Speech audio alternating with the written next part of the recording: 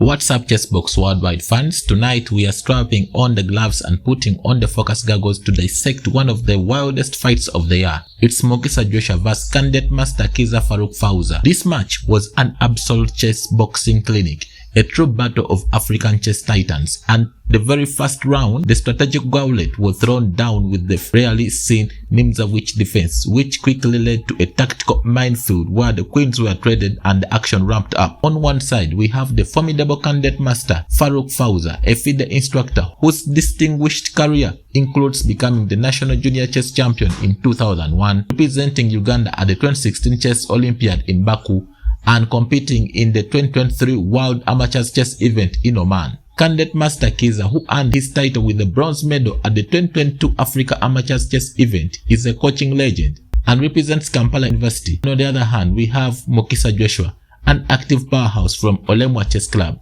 Joshua is a fierce competitor in the national events like the Premier Bet Chess League, known for his relentless tactical abilities and the history of notching notable wins against higher-rated opponents. Ladies and gentlemen, welcome to the center of African chess. This video is a must-watch to see how the intensity of the ring influenced the calculation on the board.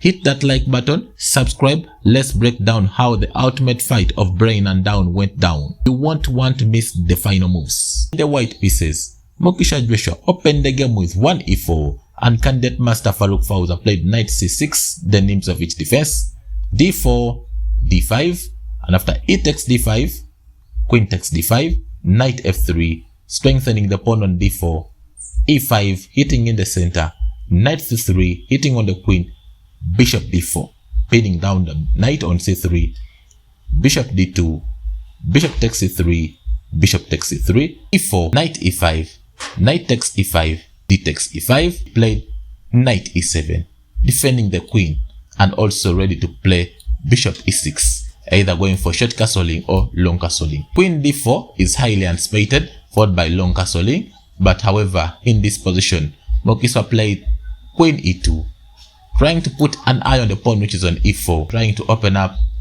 the square for rook d1 to hit on the queen short castling, and in this position he played rook d1, and queen c6 is the best move in the position. But however, candidate master Faruk Fauza played queen takes a2, bishop b4 was the best move and could begin dominating the position. For example, after bishop b4, queen e6 defending the knight, queen takes e4, rook e8, f4, and this would be a dominating position for white.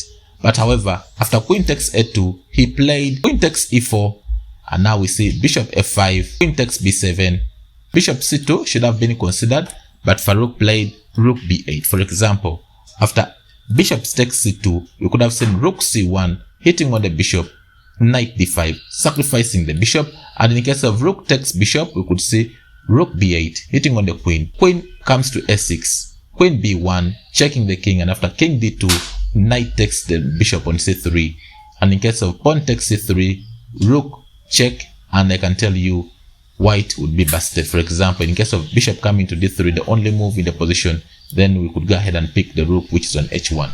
That's why after queen takes b7, he tried rook b8, and now Mukisa played queen takes c7, hitting on the knight. He played knight d5, bishop c4 should have been considered, hitting on the queen and also hitting on the knight. Played queen f5, and now we see knight takes c3, queen takes c3, rook comes c8, queen goes to f3, requesting for queen exchange, queen e6, queen comes to d6, bishop takes c2 finally, queen takes e6, f takes e6, and after rook c1, he played rook takes b2, bishop d3, pinning down the bishop, because now you can't take the bishop on d3 because the rook which is sitting on c8 would be a goner. f5, past pawns have to be pushed, and in this position, short castling should have been considered, but he played f4, and Faruk played king f7. King d2 should have been considered, but he played rook takes c2, after rook takes c2, bishop takes c2, rook takes c2, we see short castling finally.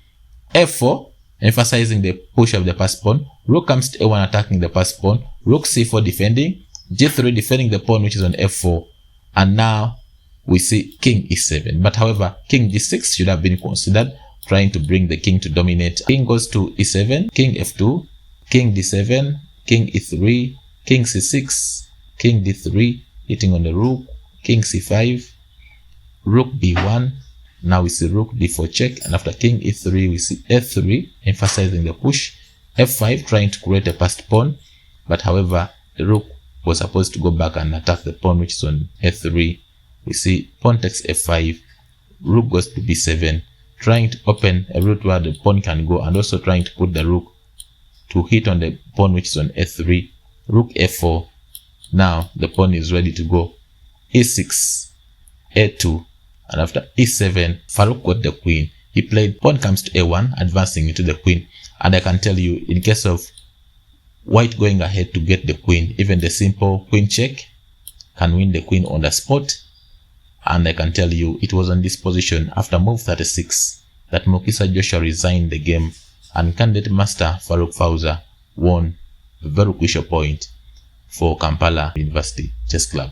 Thank you so much for watching, and I wish you the best of luck in your games.